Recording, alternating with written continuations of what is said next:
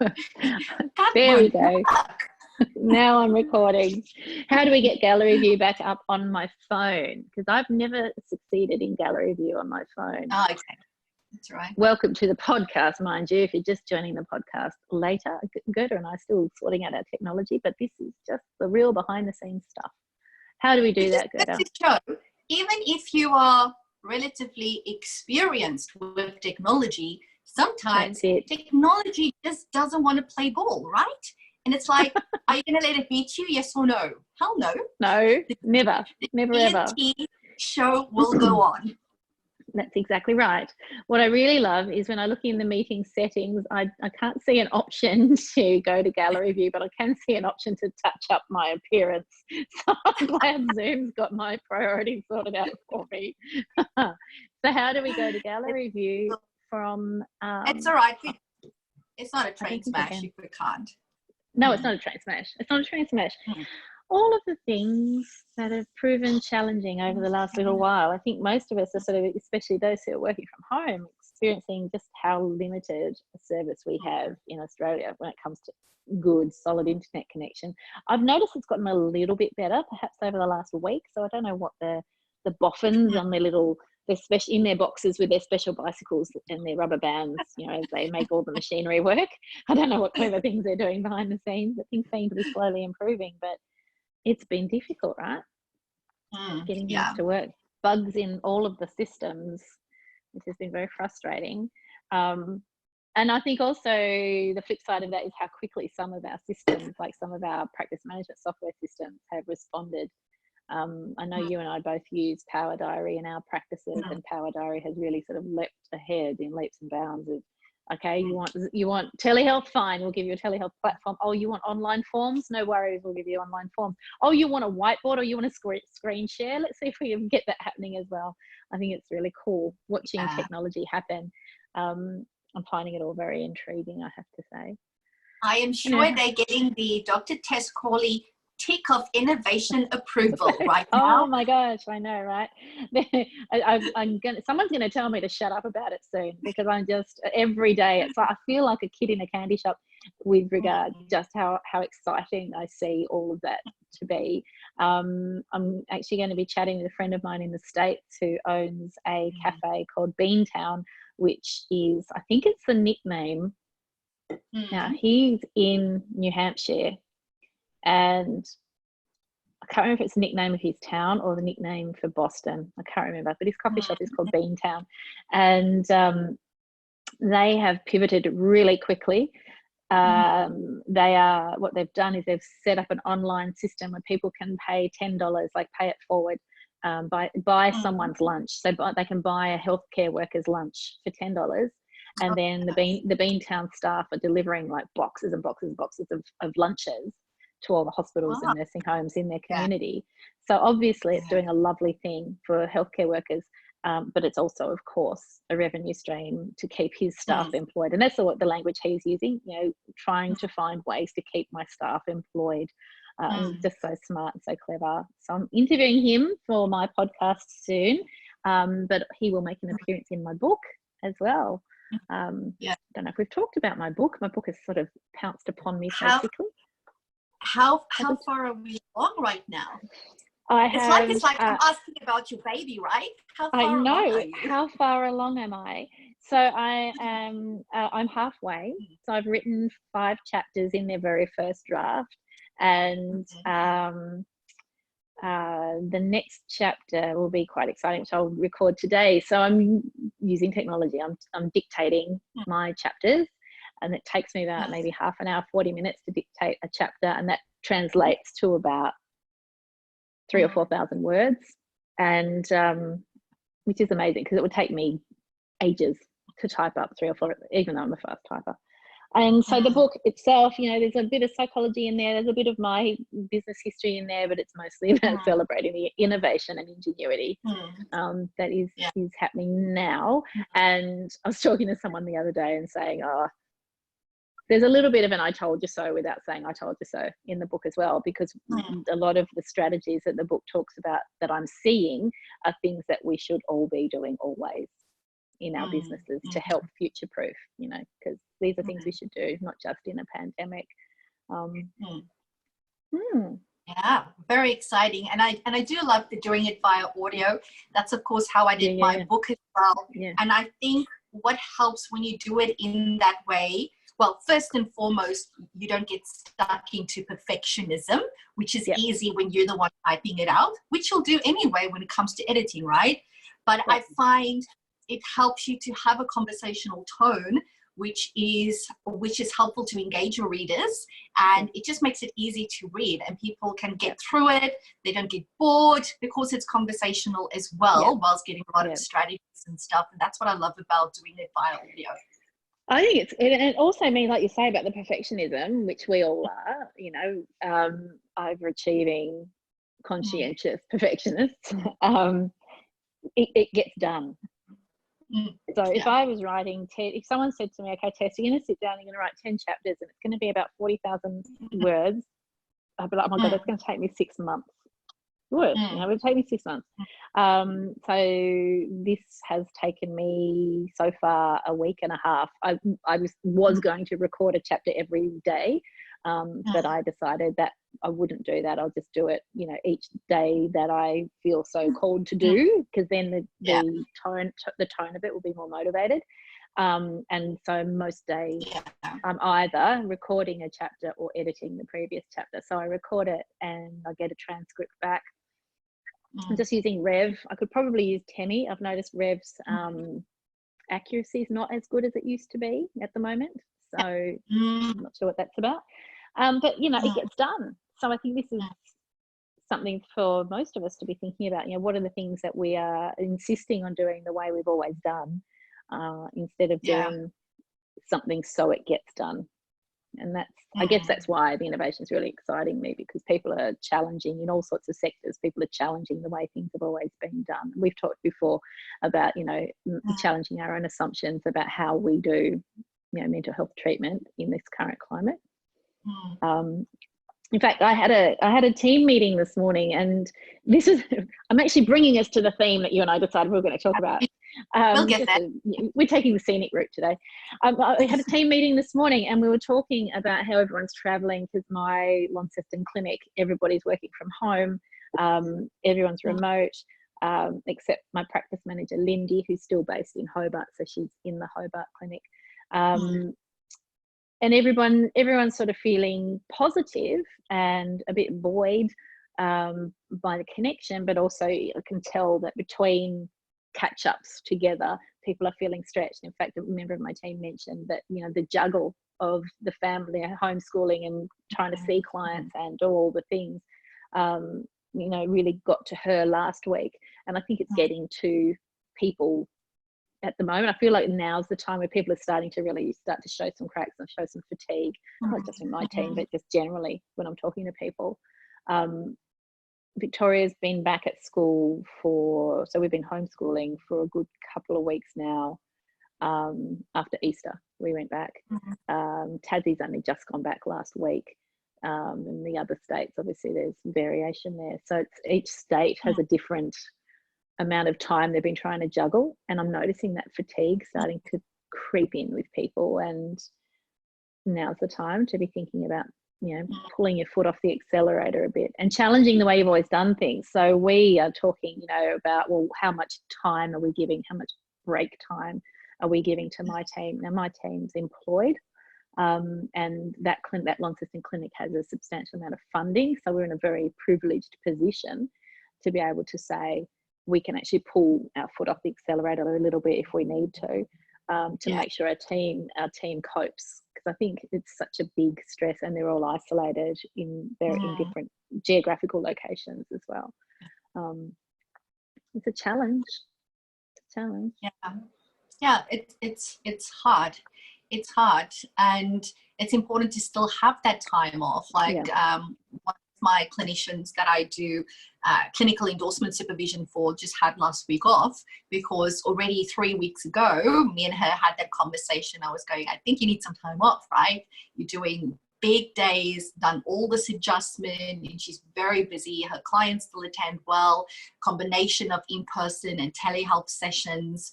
And it's like, it's still important, you know, and not to come from a place of fear, because obviously my team are contractors, right? Which means if I don't work, I don't get paid. But it's like, whether it's a pandemic or not, you still need to look after yourself, right? And trust that it will be okay to take a week off. I don't have to burn myself out, because that is what will happen at the end of the day. And I think sometimes we can get very hard on ourselves when that fatigue then starts to kick in, right? And it's like, why am I getting tired? Why can't I do this? Because we have such high expectations of ourselves. Like, you know, I should be able to manage this. I should be able to have all the skills to get through this. But at the end of the day, at the core, we are all still human beings. Although we have all the skills, you know, we're still human, and we've got our own juggle that we need to be mindful of.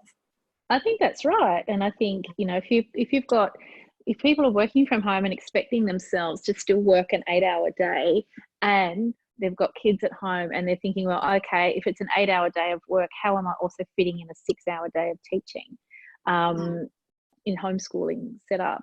I think that's, again, challenging those assumptions about how things are always done. And I've been talking a little bit about that on various podcasts this week about that assumption. And I know from my experience of having already been a homeschooling parent that, you know, homeschooling is not about standing in front of a classroom and teaching for 6 straight hours. It's actually a lot of interactive stuff, like baking is a really classic example. There might be 1 or 2 hours a day, most days, not every day, where you might be doing some sit down book work. So we're sort of trying to, at the moment, sort of find that balance again of what works for us as a family, and be okay with the knowledge that, and I absolutely believe this, every child will go back to school if they've been in a homeschooling situation. When they do all go back, they'll all go back with a unique experience. There's no common denominator. Nobody's going to be behind because there is no common benchmark. So, you know, I think parents, and I think us as a profession, we all need to just take the pressure off, do what we can, do what's reasonable. And whether it's work that has to take a back seat today, or it's the teaching that has to take a back seat today, or if it's both of them that needs to take a back seat today so you can look after yourself, then that's what we need to do. I mean, my youngest, Henry, was in fits of tears this morning. Simon wanted to sit down and do a couple of pages of maths work with him, which Henry usually enjoys. And he was just in tears, didn't want to do it. He slept really badly last night. And I said to Simon, you know, if it was a school day, he probably would have been in tears at having to go to school, and we probably would have let him have a rest day and stay home. So we just have to apply the same principles and let him have a self-care day today as well. But that assumption, actually, I was talking to someone, a friend of mine in Canada, it was Mark Drager, we were doing our podcast together, and he was telling me about what the Canadian Education Department has sent out some guidelines. And I think this should be trumpeted everywhere. I think everybody needs to hear this.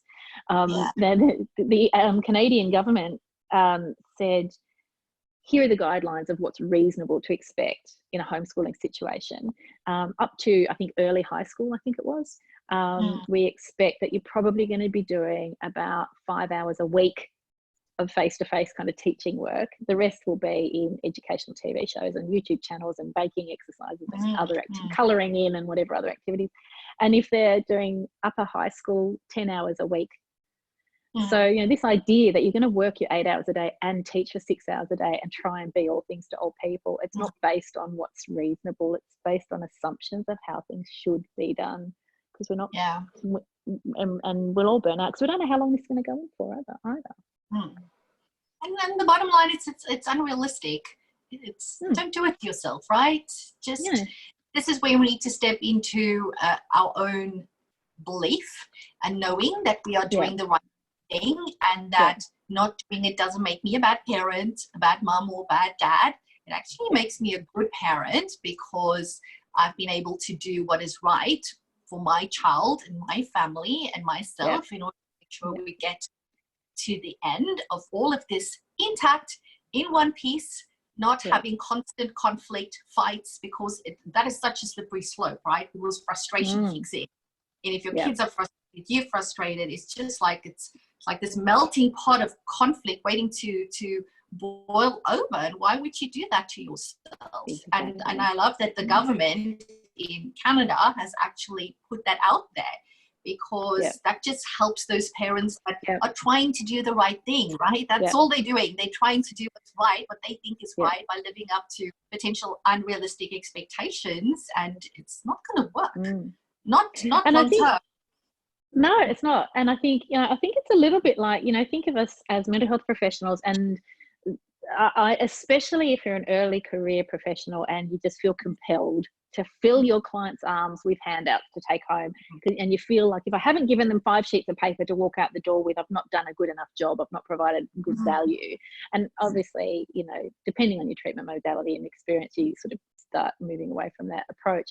But I think the education department and the teachers in particular, they're also high achieving and very conscientious individuals who also want to give great value to their families or their students. And so my view is that the curriculum work, when I look at the school that Henry goes to, it's really just been guidelines around, these are the kinds of things you could fill your day with.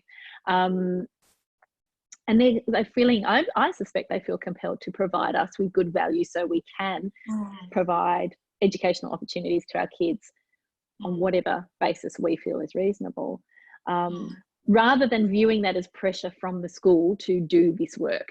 So I choose, and I choose this deliberately, I choose not to view it as the school putting pressure on me to teach those things to Henry every day. I choose to view it as, and I guess I've got the luxury because I'm a homeschooling parent as well with my other son, to view that as some suggestions of what we could do. And we've chosen to just do what we would normally do as a homeschooling family anyway, and do our own thing. And we're cramming them full of educational activities anyway. So I think it is about how we view things and what assumptions we make about the motivation behind the information being given to us, and whether or not we're actually checking in with ourselves. How does that feel? And I think as parents, we have to just say, well, we're doing the best we can. And as and that translates to the rest of those who aren't parents, but still juggling all of the things. I think you can easily translate the same conversation to people who are at home on their own and battling that relentless isolation. And that is a word I'm hearing a lot at the moment, relentless, in relationship to isolation when you're on your own. And it's all fatiguing. I think it's this background noise, and we're all feeling it. I think we're all feeling a little bit tired, a little bit not our normal sparky selves. Maybe we need to check in with that a bit more. And that brings us to our topic for today, right? Yeah, right. How are we going to, how do we, my thinking on this, as I was saying to you, before we started recording, it's probably nearly a week ago, although time frames, I don't even know what day it is anymore. I sat down one night just before I went to bed and drafted out a new course, a new training, which I will launch soon. I'll announce it. But it fell out of my head in almost full format. It's a really obvious thing for me to do. It's really simple and straightforward. Now, ordinarily, I would have posted something that night, like, oh my God, I'm so excited, I've just put this thing together and it's going to be awesome. And there would have been like a little screenshot of some blurry of the scribbled words I'd written and some clever thing, and I would have posted it and I would have talked about it the next day in a live stream, and I would have had the PayPal button all sorted out. But there's this walking through wet cement feeling at the moment, like everything feels a bit harder. So if I'm going to run a new training, then I have to decide what day of the week I'm going to run that and what time of the day. And then that means I have to think about my diary as it's currently structured and when can blah, blah, blah, blah, blah. And I think for so many people, there's just everything feels like one more extra burden rather than one new exciting thing. Obviously, some people are coping with that better than others, but it's interesting noticing even in myself that there's almost like a ghost, like I'm in slow-mo, a little bit in slow-mo being filmed.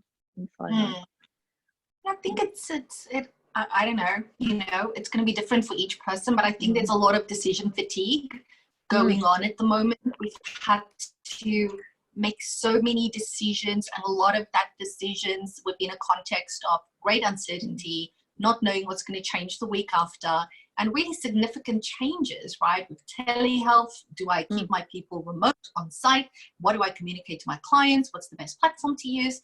Like, the amount of decisions that especially private practice owners, but I mean, this applies to everyone out there, right, has had to make in order to keep their business afloat, in order to keep their people employed, in order to continue looking after their clients. It's exhausting. It's exhausting. I think sometimes we're running on that adrenaline initially. Yeah, I think you're right. There comes a time where it's just like, I can't. It's too much. Yeah, I think that's right. I think that, we think about, survival mode, and we think about crisis mode. And, I remember when the bushfires were in full flight, and so many in the mental health community were feeling compelled to, or feeling inadequate because they felt unable to do anything practical to help these communities. And I remember having conversations at the time with a few people saying, well, look, in my experience, having experienced bushfires in Tasmania, my experience now is not the time. People are in crisis mode. There's a fire. They want the fire to be put out. Then once things have settled down a little bit and they know whether or not they've still got a house, or they know how much time it's going to take to build a new house for them, or those things, then they might feel the need for some mental health support. But right now they probably only need, well, not only, but they probably need more mental health first aid, and there are people on the ground offering that. So don't feel bad that you're not flying in there in a helicopter and being parachuted in to rescue everyone in the community. And I think it's the same now, is that it's like this bushfire is still burning for most of us. So certainly in Victoria, our restrictions here are still very tight. Same in Tasmania. We've got 97% of children being educated at home, and our Premier here is being very firm that that's likely to be the case until the end of term 2. And whereas other areas of Australia obviously are starting to experiment a little with lifting some restrictions. But we still don't know what's coming next. I know a lot of people are worried about, second waves of the virus, and I'm certainly curious to see what happens in the northern hemisphere, because obviously they're relaxing restrictions earlier than we are. Let's see what comes. So we don't know. So we sort of feel like we're still in crisis management mode. And like you say, the adrenaline only lasts so long, or the cortisol levels being raised so high for so long, it results in that sense of fatigue. Even just that having to consciously figure out which day it is every day. Every single day. That is so true. That is so true. I've got a friend in the States, actually. It's the same friend. He puts a little on his page every day. He puts a little community public service announcement on his page, just letting you know today's Tuesday. Brilliant. Yeah, right. That's the best. I would share them, except of course we're a day ahead here in Australia, so because it's not. Yeah, I think for me it actually helps. So most mornings when I go for my run, I do like a post for my story, and I'll go Monday morning run, and then the next day, and that's like my reminder what day it is for myself. Actually, Monday morning run done. Okay, tomorrow morning run done. Just to keep track of where we are, right? Absolutely. Yeah, but decision fatigue is tough, and I've been feeling it myself, like having to make decisions, and the way that I've been not getting over it, but managing it, I guess, is so me and my PA every day, well, most days at 11, other than Thursdays, we hop onto a quick Zoom, right? So it's like we call it our morning huddle. So we'll hop on, we'll talk about, okay, what's the stuff that we decided yesterday? Has it been done? What's the priorities for today? What needs to happen? All of that type of stuff. And then, Abby would ask me stuff, and I've just gonna need to decide right now on the Zoom. Because if I leave it, I just won't make a decision. Yeah, absolutely. Right? Absolutely right. Yep. Yeah. Absolutely so that's right. really helped to have that anchor, that 30 minutes where I know I'm going to be really forcing myself to make decisions, because my business still needs to continue working, right? And I'm talking about the mentoring and coaching part, because obviously Chelsea looks after my principal after the practices and stuff, and I have my check-in with her once a week. So if there's any decision that I need to make, So it's almost like I've scheduled my decision making, so to speak, because it forces me to do it right then and there. Otherwise, I'll just go, oh, I'll do it tomorrow. I'll do it. I don't feel like it right now, right? Don't feel like it. Like, well, you still need to make decisions, right? That's it. Yeah, that's exactly right. And I think this is such a good point. You know, I think two things. First of all, the capacity to delegate, but also that need to make a decision. Like you say, decision fatigue has become such a thing for everybody. General public, you know, deciding, should I go to the supermarket? Really, I don't want to go to the supermarket. What if I catch something there? Well, maybe I'll go to my little local shop. What if I don't have what I like? Just to get milk, you know, like it's just everything requires that extra thinking,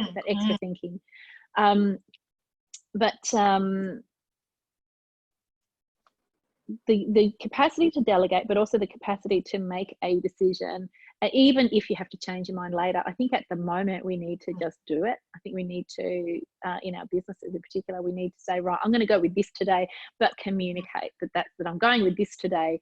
And if things change in the future, I'll keep you posted. So whether you're communicating that with your team or your customers or your clients or whoever it is, because I think we can only do that, you know, when we're in such a changing landscape.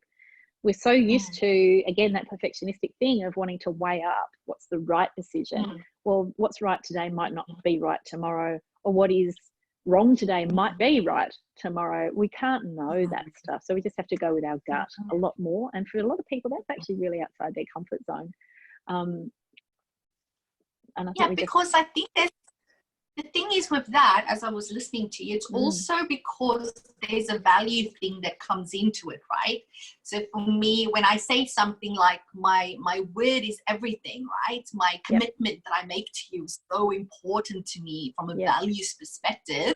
And then this freaking virus comes in and wreaks havoc with me being able to live according to my values, right? And it's like, I hate it. I absolutely hate it. But I know I need to be flexible right now with myself in order to navigate through this successfully, where I need to really consciously talk to myself, okay, just because I change my mind around this thing doesn't make me a bad person or a bad business owner or a bad employer or a bad clinician right now. It's the environment that I'm finding myself in. And I think for a lot of people, beyond just us and mental health professionals, like the general public, you know, everybody might be experiencing some sense of value clashes right now. We know as mental health professionals how hard that is and how tough that is for us to live with that. And I think that just adds, again, to that sense of just being over it, totally exhausted and overwhelmed at times and stuck in.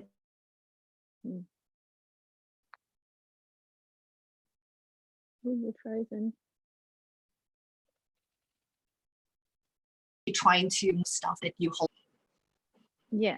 And I think I've lost you. No, I'm back now. I'm back. Am I back? I've got a bit of a dodgy connection all of a sudden.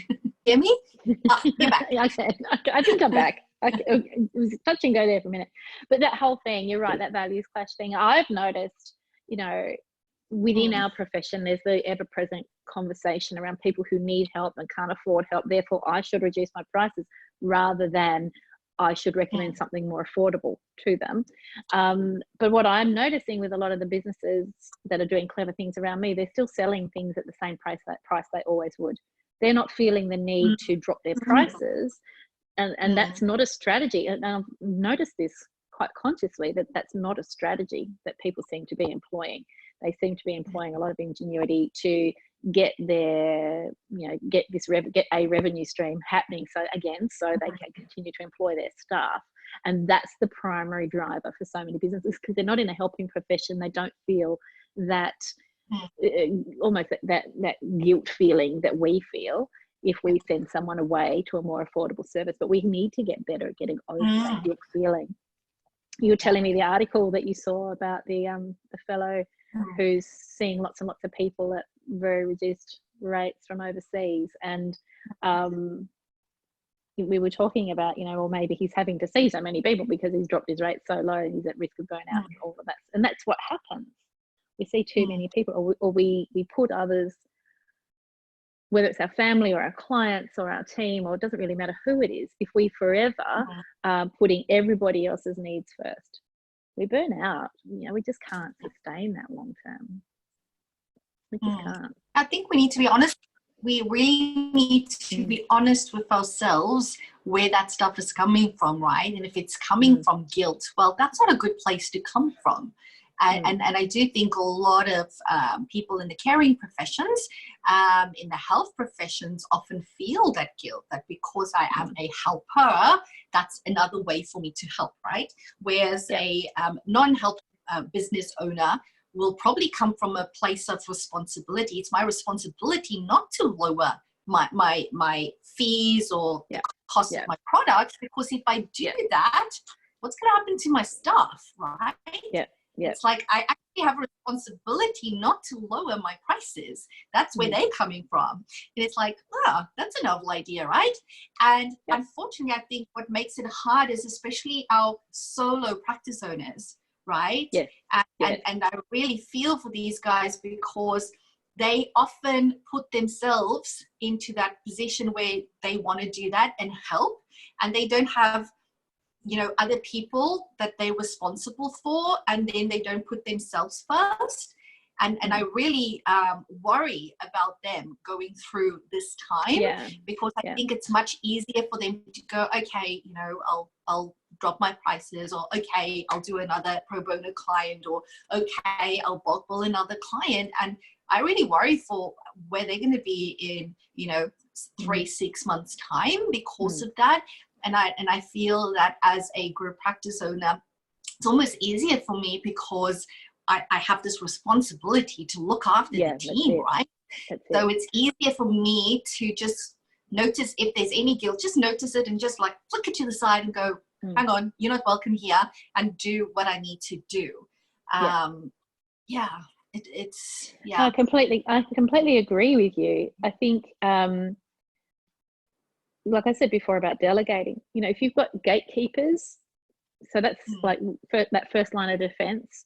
And take it back a step. I remember when I was at university and I worked in retail in a music shop when I was at uni, and we would sometimes get grumpy customers coming in. They were dissatisfied with something or other, and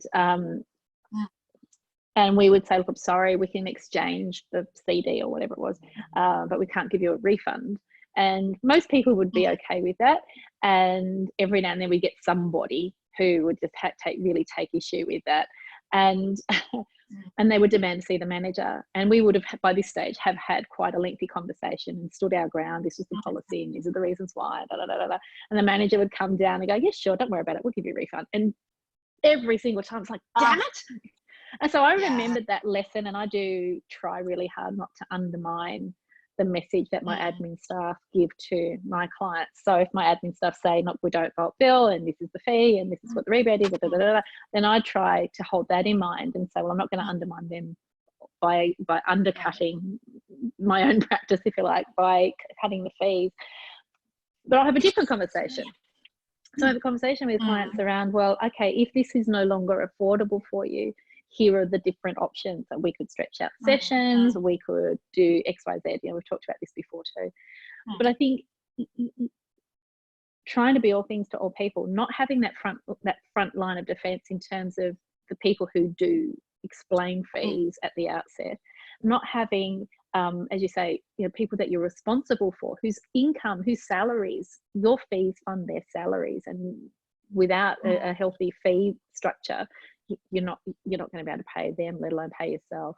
I think so for those solo practitioners where it is easier for them in inverted commas to just say, oh, it's okay, I'll just, as you say, just drop my fee or bulk bill, because they're not having to worry about anyone else's salary, but they always suffer themselves financially, fatigue-wise, because they have to see more clients in order to earn a reasonable income and all the rest of it. It is hard. It is really hard. And there's also that sense of isolation in that you're not in a team having these conversations together and bouncing these ideas around and being bolstered to stand your ground, you know, being reassured that it's okay to stand your ground on fees, and that you're not being a bad person by standing your ground on fees. It's a tricky balance, but I think it's the same conversation, whether it's that professional practice conversation or parenting, you know, in this current situation, we're all finding that we're having to make, again, those decisions every day.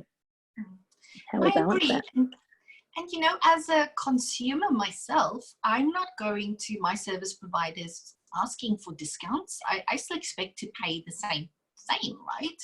Yep. Yes, it's different, those stuff that the government is said, you know, entitled to, right? But I'm not going to the doctor and saying, no, I don't want to pay my $75, you know, because they charge private fees. I still pay exactly the same thing because I don't know, maybe because I am a business owner and I understand, obviously, their bills haven't changed, right? And it's like reminding yourself that as a consumer, you're not going to Coles and Woolies and going, oh, now I only want to pay $1 for my milk because, you know, I can't work or whatever. It's like, of course you still need to pay for it, right? Yeah. That's it. Yeah, that's it. It is an interesting conversation, isn't it? It is a no-brainer. For us, it shouldn't be different for us. Oh, goodness. And that's where you're right. You know, when you say, when you're feeling those things, when you're weighing up those things, to be really, really honest with yourself where it's coming from. And if it's your own sense of guilt for whatever reason, then that's a conversation you need to have with yourself, not you know, let it influence the conversation you're having with your client. My family, I often use this example in terms of letting guilt drive our behaviours. My family's scattered all over the place, and my family and I, we don't talk a lot, but when we do, we talk really meaningfully. And I remember being probably maybe in my early 20s, maybe a bit later than that actually, probably in my late 20s. And I realised that when I called people out of a sense of guilt and obligation, I never had the same quality of conversation as when I called people when I felt like talking to them, like they popped into my head and I really felt like having a chat with them. And so I started having conversations about that with my family members, and I was really surprised to discover that they were totally cool with that. Like they were totally cool with that, no expectations, no sense of obligation. We're all fairly similar in that regard of, you know, go for ages before we talk to each other, and that's okay. And I realised it was a story I'd been telling myself for all of my adult life, that there was this expectation on me to call more regularly than I did. And so I think we do tell ourselves lots of interesting stories as adults, and they're not all true. And as psychologists, we know that on a rational level, but I think that we don't always dig into that a bit more meaningfully with ourselves. And I think we should. I really think we should. It's probably a topic for a whole nother podcast. But totally agree, because, well, if you think about it, right, do you really want to be, well, how effective of a therapist, psychologist, whatever your discipline is, can you be when you've acted out of guilt, and then 2-3 sessions in, when the pinch starts to set in because you're exhausted, you can't pay your bills, you can't pay yourself, and then you start to feel resentful because you haven't made the right decision. How effective can you be as a psychologist to that client, right? It's just like asking for trouble, acting from guilt. And then you need to deal with that shit, right? And it's, why do that to yourself? It's like, just stop it sooner rather than later. Yeah, that's a very good point. That's a very good point. It is asking for trouble, isn't it? So I think, you know, we've all got so many demands on our time and our attention. And actually one of my team members said to me this morning, you know, and I'm feeling that feminist thing too about, you know, when you're at home, the emotional load plus the housework load often still falls to the woman. Not always, but often. And she said, I'm home all the time. And whenever anyone else is home, I'm noticing how my workload suddenly goes up. And of course, they're all home all the time now as well.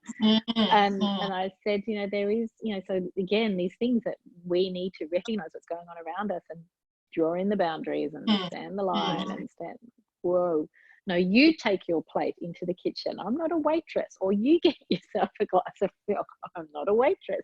And no, we do not have a menu running in our kitchen. We have a meal. It is what it is. Those sorts of conversations, that's just my husband. But you know what? And these are like such good teaching opportunities, talking about homeschooling and all of that stuff, because, you know, my 9-year-old Ethan, so he likes to sit like at the kitchen counter and have his meal there. So we've got these like bar stool type stuff. And I just noticed this humongous mess right there where he sits. He is such a messy eater, right? And I'm getting out the broom and the dustpan and stuff, and we're starting to clean up. And I said, Ethan, you need to learn not to make these type of messes. You need to be mindful of where you dropping your stuff. And I made this comment and I said, who's going to clean up after you one day when you're all grown up, when mommy's no longer here, right? And you know what response he gave me? My wife.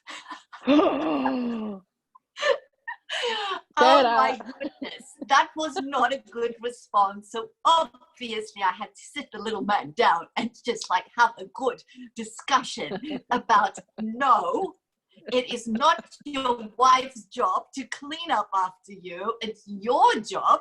And then I had a nice little discussion with my husband.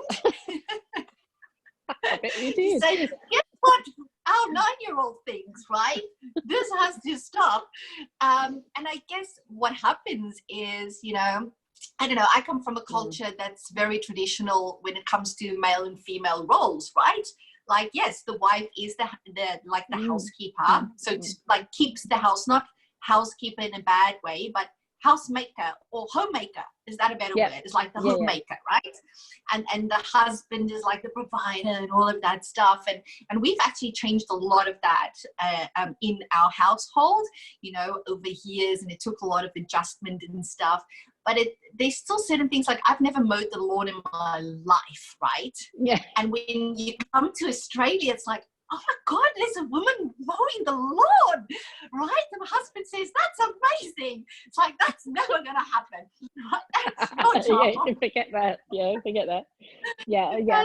I think it's a really good lesson for our kids. I'm noticing that too. And my husband does a lot of the cooking. He quite enjoys to do that. But I've noticed lately that, this is me, confession time, I've noticed that, you know, little bags of rubbish, I will tie the bag of rubbish up, because we have in our apartment building, we have on each floor, we've got a rubbish room with little garbage chutes. It's really quite cool. The novelty has worn off. So the rubbish room novelty has definitely worn off now. And so I will, you know, carefully parcel up the rubbish, and then I leave it by the front door for the rubbish fairy to take away in the shape of my husband. Yeah. Okay, that's probably the only gender stereotyped thing that I'm going to confess to, because I think it's probably the only one that I'm guilty of most of the time. Although he does like to say, I won't do anything I don't want to do, which is true across the board. That's a global truth in my world. I won't do anything I don't want to do. Great. So it's been interesting. It's been interesting.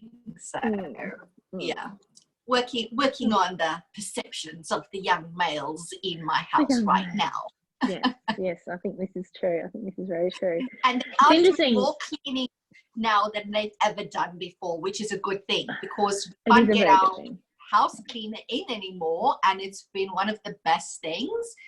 Like, especially now, I can hear the 13-year-old go, Ethan, pick that up. I'm not cleaning that. It's like, yes, working. Excellent. I love it. I think the whole thing about the fatigue too is, you know, I sort of feel like it's really important, just before we finish off, to talk about how our kids are feeling. If you've got kids at home with you, you know, just to touch base and remember that they're feeling their own versions of what we're feeling right now.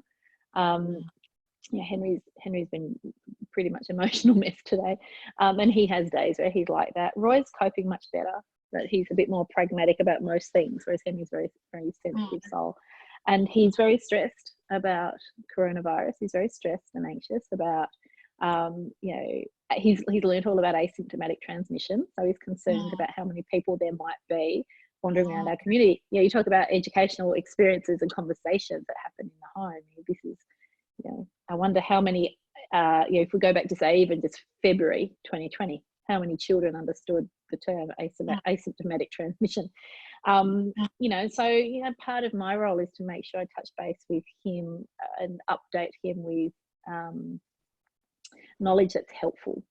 around those anxieties, you know, like the testing regime that's happening in Victoria at the moment, what the purpose of that is, what the purpose of the app is, all of these things, so people feel a bit safer going out into the community, and the government's not going to lift restrictions until that happens. So I think, you know, again, that's another layer of responsibility that we've got on ours, is to on us, is to absorb all this knowledge ourselves and then regurgitate it in a kid-friendly format for our children.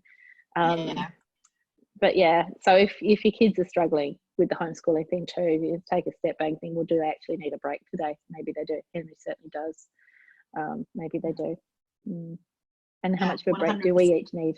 Oh, we've got to get it back onto the self-care bandwagon too. I don't think that we're doing as much of that as we possibly would have otherwise, because we're thinking twice about whether or not we exercise.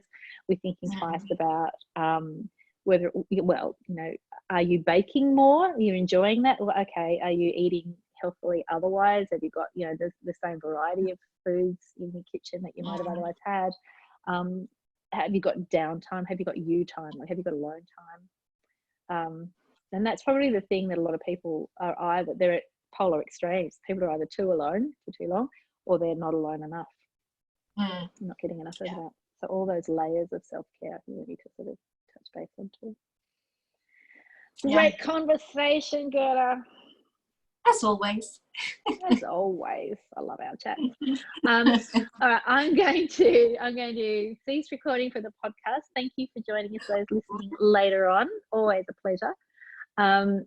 And we will see if we've got questions in the Facebook community.